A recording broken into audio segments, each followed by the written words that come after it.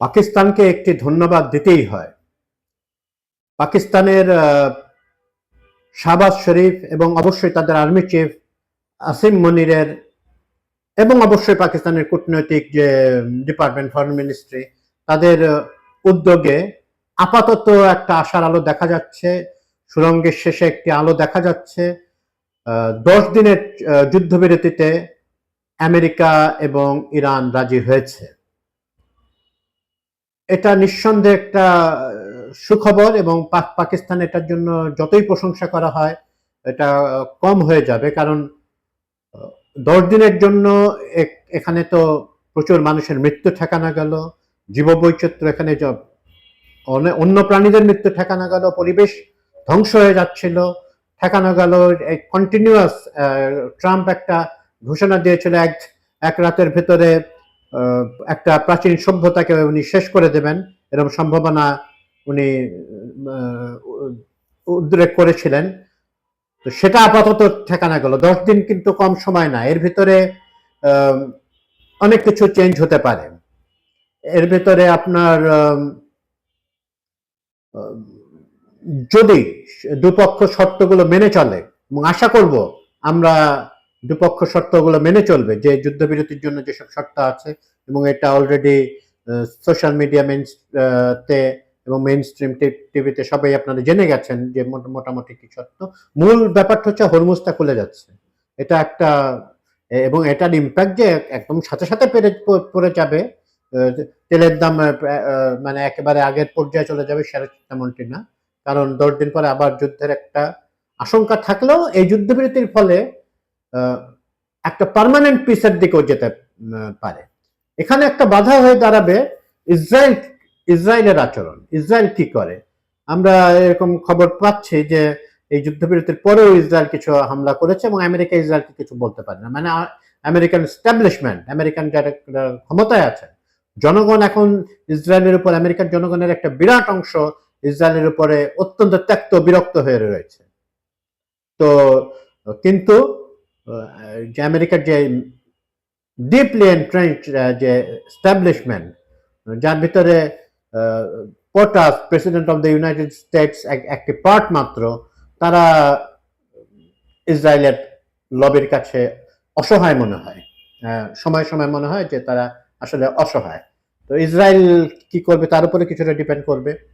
কিন্তু আমরা আশা করব যে 10 দিনের যুদ্ধ বিরতিটা চলমান থাকবে, এবং এর ভেতরে আলোচনাটাও চলমান থাকবে দুপক্ষের ভিতরে।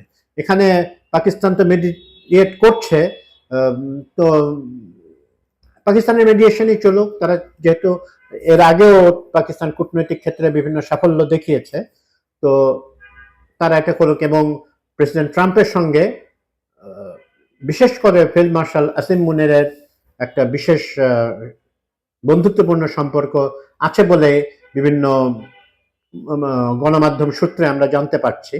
এবং উনি উনি এটা এটা কোনো লুকোনোরও কোনো ব্যাপার নয়, উনি খুব প্রকাশ্যেই ফিল্ড মার্শাল আসিম মুনিরের অনেক প্রশংসা করেছেন, করে থাকেন। এবং এবং দেখা গেল যে কারো কথা না শুনলেও উনি এনার কথাটা উনি শোনেন। এটাতে এই 10 দিনের যুদ্ধবিরতিতে সমস্ত পৃথিবী উপকৃত হলো আসলে।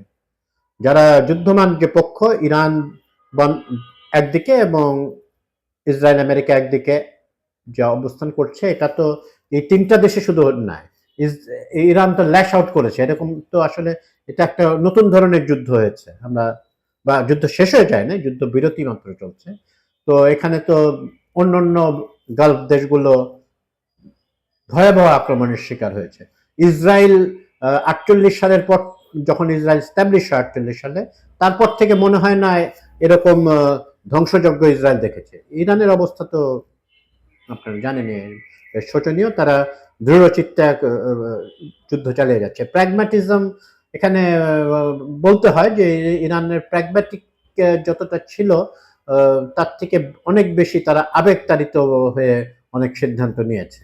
বা তাদের যেটাকে ইসলামিক বা এখানকার পরিভাষায়, হ্যাঁ, মুসলিমরা বলে থাকেন জজবায় আক্রান্ত হয়ে তারা অনেক কিছু করেছেন। তাদের তাদের অবশ্য এটাও ঠিক যে তাদের নেতা যাকে সব ইরানির না, মানে যেই গোষ্ঠীটা ইরানের ক্ষমতায় রয়েছে তারা তাদের কাছে একটা এক অত্যন্ত উঁচু লেভেলের এক ব্যক্তি, তার প্রতি তাদের ভালোবাসা এবং শ্রদ্ধা অসাধারণ ছিল। এর পরে যিনি এসছেন যে ওনার ছেলে, এটাও এক ধরনের হয়ে গেল না, শাহের আমলে যেমন রাজার ছেলে রাজা হতো, খোমেনি সাহেবের ছেলেরা, আয়াতুল্লাহ খোমেনির ছেলেরা হন নাই, কিন্তু এই খামেনির ভদ্রলোক তার ছেলেকে করা হলো। কিন্তু এই ছেলে নাকি, মানে নাকি নয়, এই ছেলে ইয়েতে যখন প্রথম অ্যাটাকে আয়াতুল্লাহ আলী খামেনি মারা যান, নিহত হন রাদার তার পরিবার অন্য সদস্যদের সাথে, তখন নাকি মুস্তফা খামেনি, যিনি এখন স্পিরিচুয়াল লিডার ইরানে, উনিও আহত হন এবং উনি নাকি অজ্ঞান অবস্থায় কোম নগরীতে, ওনাদের রিলিজিয়াস কোম শিয়া ইসলামের খুব জায়গা, খুব খুব পবিত্র জায়গা, ওখানে আয়াতুল্লাহ রুহুল্লাহ খোমেনি তার তার স্থান, এখানে শিয়া মতবাদের একটা পীঠস্থানের ভিতরে একটি। তো ফিরে আসি যুদ্ধবিরতির প্রসঙ্গে, এটাকে স্বাগত জানাচ্ছি। এই যুদ্ধবিরতিটা পার্মানেন্ট পিসের দিকে যাতে নিয়ে যায় সেটা আমরা আশা করব, কারণ যুদ্ধের মাধ্যমে সমাধান আসলে হবে না, এটাতে সকল পক্ষই ক্ষতিগ্রস্ত হচ্ছে, সারা দুনিয়াতে ক্ষতিগ্রস্ত হচ্ছে। বাংলাদেশের আপনারা, যদিও সরকার বারবার বলছে আমাদের তেলের কোনো সংকট নাই, কিন্তু তারা ম্যানেজও করতে পারছে না। লাইনে শত শত গাড়ি দাঁড়িয়ে রয়েছে প্রত্যেকটা পাম্পে। তো এগুলোর থেকে ইমিডিয়েট মুক্তি না হলেও মুক্তির একটা পথ তো দেখা যাচ্ছে। শেয়ার বাজারগুলোতে, আমরা ওয়ার্ল্ডের বিভিন্ন শেয়ার বাজারগুলোতে নিশ্চয়ই এটার একটা পজিটিভ ইম্প্যাক্ট পড়বে।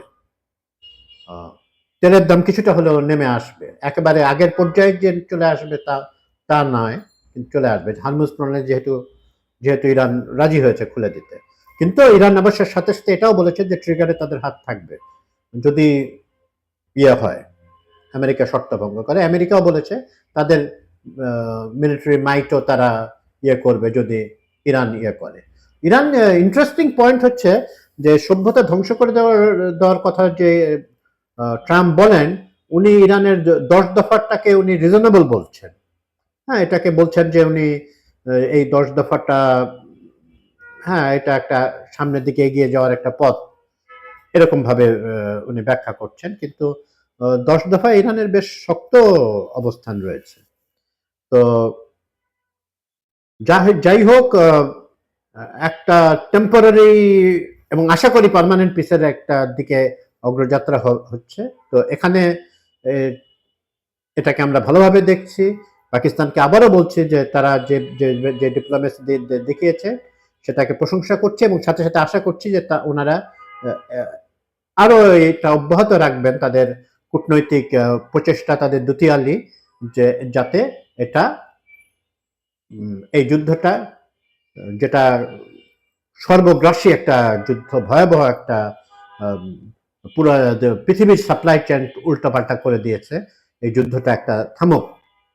এটা আরো প্রলং হলে পৃথিবী আরো পিছাবে, পুরা দুনিয়ায় আরো পিছায় যাবে। এটা শুধু ইরান ধ্বংসপ্রাপ্ত হলো বা কি হলো, এটা তো অবশ্যই ইরানের ক্ষতি, কিন্তু আশেপাশের দেশগুলোরও ক্ষতি, কিন্তু ডিরেক্টলি যারা যুদ্ধের সাথে কোনো রকম সম্পর্ক নাই তাদেরও ব্যাপক ক্ষতি সাধন হচ্ছে। সাউথ এশিয়া, পাকিস্তান তার নিজের ইন্টারেস্টও আছে। ইন্টারেস্টিং নিয়ে পাকিস্তানের করাচি পোর্ট কিন্তু গত 1 মাসে খুব ভালো ব্যবসা দেখিয়েছে। দুবাই থেকে অনেকেই করাচি পোর্টের দিকে সরে আসছে। তো যাই হোক, এটা টেম্পোরারি জিনিস, আশা করি আমরা ফিরে আসবে। করাচি পোর্ট তার মতো, এটা একটা ঐতিহাসিকভাবে একটা ভাইটাল পোর্ট, কিন্তু গত 1 মাসে তারা অত্যন্ত ভালো পারফর্ম করেছে, মানে তাদের ট্রেড ভলিউমটা, তাদের ওয়ার্ক ভলিউমটা অনেক বেড়ে গেছে। এদিকে আমরা ট্রাম্পের প্রতি আহ্বান জানাবো বা আশা করব পাকিস্তান এবং অন্যান্য দেশগুলো ট্রাম্পের উপর আহ্বান জানায় যে ইরানের উপর যে আক্রমণ ইসরায়েল অব্যাহত রেখেছে, 10 দফার একটি শর্ত আছে কিন্তু, যে লেবাননের হামলাটাও ইরানকে বন্ধ করতে হবে। এদিকে এবং ট্রাম্প চাইলে এবং ট্রাম্প প্রেশার দিলে ইসরায়েল একেবারে কিছুই পাত্তা দেবে না, এমনটা আমার মনে হয় না।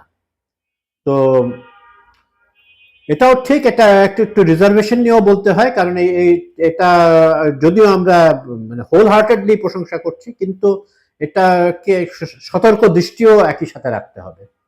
এখানে একটা সামান্যতম বিচ্যুতি দেখা দিলে বা পারসিভড বিচ্যুতি দেখা দিলে, ধারণাকৃত বিচ্যুতি দেখা গেলে, মানে কোনো পক্ষ যদি মনে করে যে অপর পক্ষ এই সম্মান করছে না যুদ্ধবিরতির শর্তসমূহ, তখন আবারও এটা ফ্লেয়ার আপ করতে পারে, আবারও একটা ভয়ঙ্কর একটা দিকে যেতে পারে।